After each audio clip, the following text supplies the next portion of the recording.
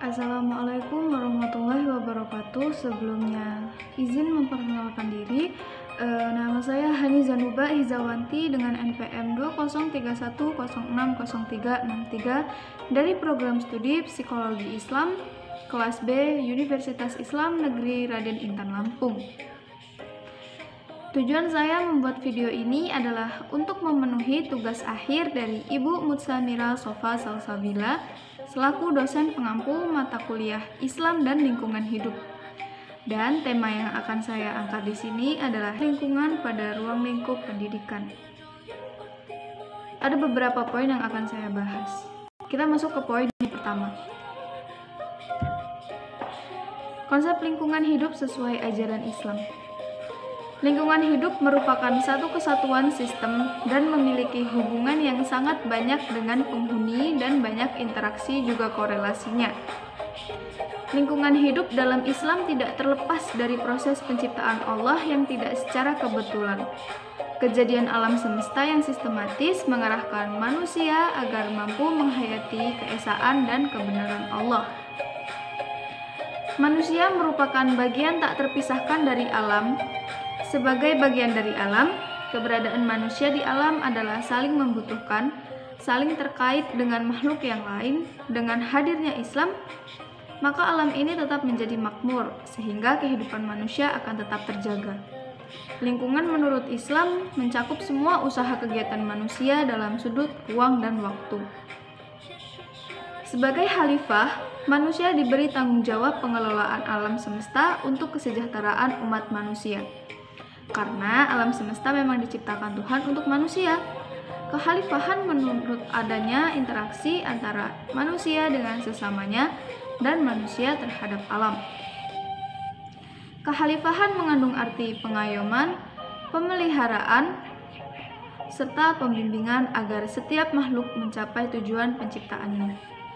Dalam rangka tanggung jawab sebagai khalifah, manusia mempunyai kewajiban untuk memelihara kelestarian alam. Dan usaha pelestarian lingkungan harus dipahami sebagai perintah agama yang wajib dilaksanakan oleh manusia bersama-sama.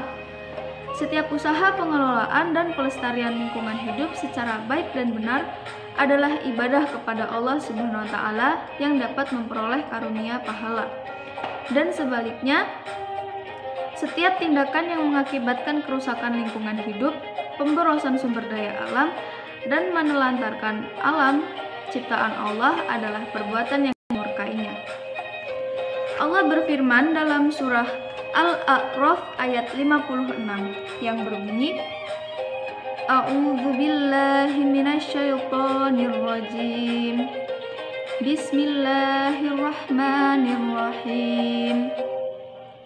وَلَا تُفْسِدُوا فِي الْأَرْضِ بَعْدَ إِصْلَاحِهَا وَادْعُوهُ خَوْفًا وَطَمَعًا إِنَّ رَحْمَةَ اللَّهِ قَرِيبٌ مِنَ الْمُحْسِنِينَ, yang artinya, dan janganlah kamu membuat kerusakan di muka bumi sesudah Allah memperbaikinya, dan berdoalah kepadanya dengan rasa takut dan harapan akan dikabulkan.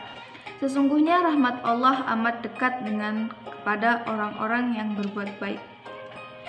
Maksudnya di sini adalah Allah melarang manusia agar tidak membuat kerusakan di permukaan bumi yang mencakup kerusakan jiwa, kerusakan harta, kerusakan agama, nasab, dan juga akal. Misalkan kita memotong tubuh kita dengan sengaja dan menjualnya dengan cuma-cuma. Atau kita bunuh diri, itu termasuk perbuatan yang cukup keji. Lalu kita mengambil hak harta yang bukan milik kita, itu juga sangat dilarang oleh Allah Subhanahu wa Ta'ala. Seperti halnya menebang pohon sembarangan, itu juga sangat dibenci oleh Allah Subhanahu wa Ta'ala. Karena bumi itu seperti manusia, makin hari makin bertambah tua. Fungsi organ tubuhnya pun otomatis terus berkurang. Bagi manusia, agar fungsi organ tubuhnya terus berjalan, perlu olahraga, istirahat cukup, dan konsumsi makanan, minuman, dan yang sehat. Sedangkan bagi bumi, perlu usaha pelestarian fungsi lingkungan. Pelestarian fungsi lingkungan hidup adalah rangkaian upaya untuk memelihara kelangsungan daya dukung dan daya tampung lingkungan hidup. Kita masuk ke poin yang kedua, yaitu menerapkannya dalam ruang lingkup pendidikan. Di sini saya mengambil ranah lingkungan di sekolah. Dalam Kamus Besar Bahasa Indonesia, sekolah didefinisikan sebagai lembaga untuk belajar dan mengajar, serta tempat menerima dan memberi pelajaran atau pendidikan. Jika dikaitkan dengan Pasal 67 Undang-Undang Republik Indonesia yang mengatakan setiap orang berkewajiban memelihara kelestarian fungsi lingkungan hidup, serta mengendalikan pencemaran dan atau kerusakan lingkungan, yang bermaksud bahwa maka yang harus dilakukan sekolah adalah memberi pendidikan lingkungan kepada warga sekolah. Warga sekolah yang dimaksud di sini adalah guru, tenaga pendidikan, peserta didik, dan orang-orang yang ada di dalam sekolah tersebut. Di idealnya, pendidikan lingkungan hidup ini disampaikan dalam kegiatan pembelajaran. Di sekolah, kegiatan tersebut terbagi menjadi 3 jenis, yaitu intrakurikuler, kokurikuler, dan ekstrakurikuler. Secara sederhana, kegiatan intrakurikuler adalah kegiatan guru dan siswa secara tatap muka. Lalu, kegiatan kurikuler adalah pendukung kegiatan intrakurikuler seperti penugasan oleh guru kepada para siswa. Dan sedangkan kegiatan ekstrakurikuler adalah kegiatan pengembangan bakat dan minat siswa di dalam sekolahan. Pendidikan lingkungan hidup di sekolah juga diberikan dengan memberi aksen partisipasi lingkungan kepada warga sekolah. Seperti contohnya, sekolah dapat menyediakan hari khusus dan jam-jam khusus untuk kegiatan lingkungan, seperti membersihkan lingkungan di dalam sekolah atau lingkungan di sekitar sekolah. Dilihat dari sudut pandang pendidikan penguatan karakter, kegiatan pelestarian lingkungan hidup ini dapat dinilai sebagai hal yang positif. Karena kegiatan ini secara langsung dapat menumbuhkan nilai peduli lingkungan dan nilai kepekaan lingkungan terhadap para siswa. Pendidikan penguatan karakter dilaksanakan dengan menerapkan nilai-nilai Pancasila dalam pendidikan karakter utama, meliputi nilai-nilai religius, kejujuran, toleran, disiplin, bekerja keras, kreatif, mandiri, rasa keingintahuan, semangat kebangsaan, cinta tanah air, menghargai prestasi, komunikatif, cinta damai, gemar membaca, peduli lingkungan, sosial, dan juga bertanggung jawab. Bagaimana cara kita menerapkan lingkungan baik agar sekolahan kita terlihat asri dan enak untuk dipandang?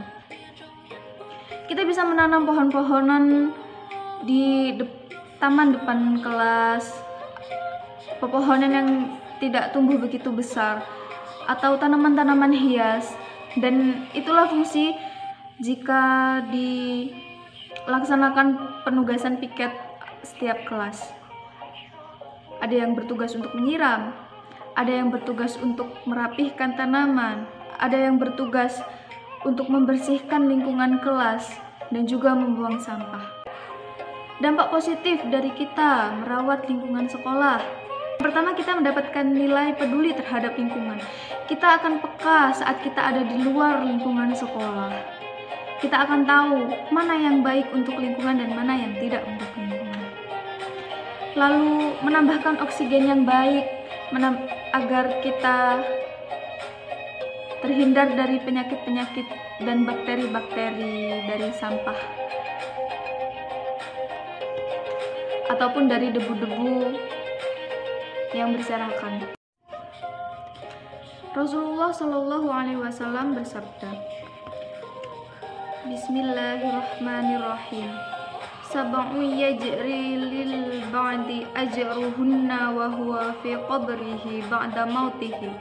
Man 'allam ilman aw ajra nahran aw hafara bi'ran aw warasa nahlan aw bani masjidan aw warasa mushafan aw taraka qalladan tistaghfirullahu ba'da mautihi, yang artinya 7 perkara yang pahalanya akan terus mengalir bagi seorang hamba sesudah ia mati dan berada dalam kuburnya, ialah orang yang mengajarkan ilmu, orang yang mengalirkan air, menggali sumur, menanam pohon kurma, membangun masjid, mewariskan mushaf atau meninggalkan anak yang memohonkan ampunan untuknya ketika ia mati. Di sini dijelaskan bahwa bahkan menanam pohon saja kita bisa mendapatkan pahala, apalagi kita merawat pohon-pohon dari orang lain. Tidak merusaknya secara sembarangan, tidak menebangnya secara sembarangan, dan tidak mengambilnya secara sembarangan. Karena itu bukan hak kita dan kewajiban kita. Itulah fungsinya pendidikan lingkungan hidup. Baik di lingkungan sekolah atau di lingkungan pendidikan yang lain. Mungkin hadis ini sudah sering kita semua dengar. An-nadhafatu minal iman. Karena kebersihan adalah sebagian dari iman. Sudah sangat jelas Islam mengajarkan bagaimana cara kita membersihkan. Bagaimana muka bumi ini berkewajiban dan memiliki tugas yang sangat penting untuk menjaga dan melestarikan lingkungan dimanapun kita berada. Kafir dan musyrik bukan hanya meninggalkan kewajiban-kewajiban kita beribadah, bukan hanya saat kita melakukan zina, bukan hanya saat kita mencuri, tetapi juga saat kita merusak lingkungan. Allah sangat membenci itu. Itu juga termasuk perbuatan yang kafir dan musyrik, mungkar kepada Allah Subhanahu wa taala. Jadi, cintailah lingkungan kita sendiri. Manfaatkan pendidikan yang kita terima, manfaatkan ilmu yang kita terima dan terapkan di dalam maupun di luar dari diri kita sendiri. Maka kita akan mendapatkan kebaikannya juga. Karena alam juga tahu mana yang baik, mana yang buruk untuk manusianya. Mungkin hanya itu yang bisa saya sampaikan. Kurang lebihnya saya mohon maaf yang sebesar-besarnya. Dan hanya kepada Allah saya mohon ampunan. Wabillahi taufiq wal hidayah. Wassalamualaikum warahmatullahi wabarakatuh.